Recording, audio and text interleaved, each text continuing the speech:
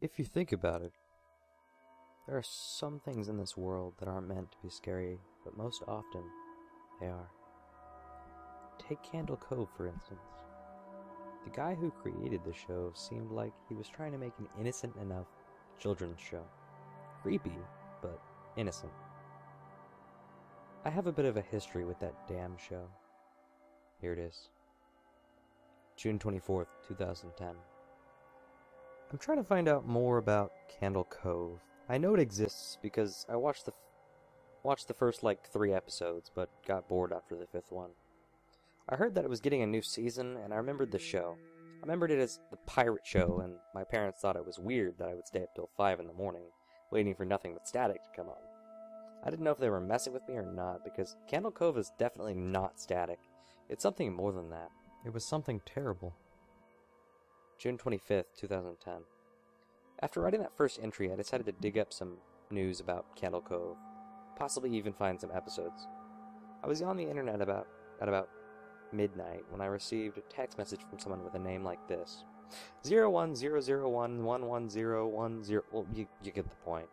The message said, when decoded from binary to text, meet me. Meet me? What do you mean, meet me? Was I supposed to meet whoever that was somewhere? I don't know. June 26th, 2010. I found an episode of Candle Cove. It was from season 1. And it was at least the 5th episode. It's funny because I don't remember ever seeing something like this. The episode I saw depicted it being Janice's birthday, and the pirates and the skin taker. And the rest of the characters sang happy birthday, and the skin taker broke off into a weird song, which I assumed to be called 1 Year Closer. When he finished the song, all the puppets kind of stared at the camera, their eyes glassy. Then, out of nowhere, skeletons came out. Yes, you 4chan fans. You can literally say, skeletons popped out. The scary thing about it was that the skeletons kept grabbing near Janice's breast area and touching her butt. June 27th, 2010. I contacted someone I met over the internet who apparently watched Candle Cove when it was on TV. He told me to come to his house and interview him. At first I was wary, but then I realized this was Candle Cove we were going to talk about. When I got there, I noticed his house was immaculate. But that was mostly because he had nothing but a TV and a bed in his house. Looked like he didn't have any food in his house either. I was asking him questions, kept staring off into space, and it took me seconds, sometimes even minutes, to get him to come back to Earth and keep talking to me.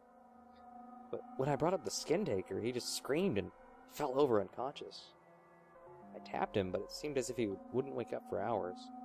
After that, this might sound creepy, but I'm doing anything to find out about Candle Cove. I went upstairs and searched his room for anything that has absolutely anything to do with that damn show. I found concept art, but it was singed. I could barely even tell what it was. There was also a note that I will read from the guy who lived across the street from me when I was younger, who I will better describe in the next entry, but for now I really need to get some rest. June 30th, 2010. Holy crap, I slept for nearly 4 days. I don't ever remember doing that, ever. I remember some dreams that I had during the 4-day sleep period thing.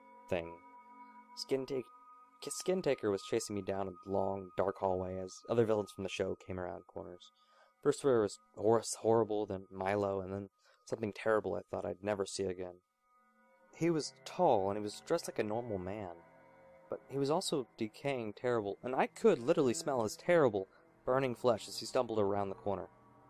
The man was some strange old guy who lived on my street when I was about 10. He would sometimes go into my lawn when my parents weren't home and stare in through my window. I remember his house burning down about 2 years later when I was home alone.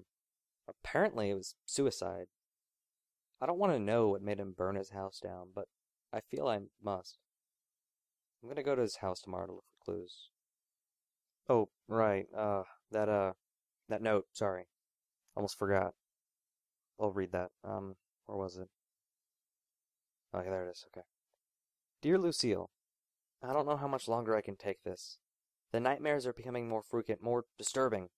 Most of them are of him, but All of them have the same picture of that kid who lives across the street from me with his eyes gouged out. If only there was a way I could warn him about that damn Candle Cove show before it's too late. Sincerely, Bill. June 31st, 2010. What I saw in that house will most likely make me not be able to sleep for days, maybe even years.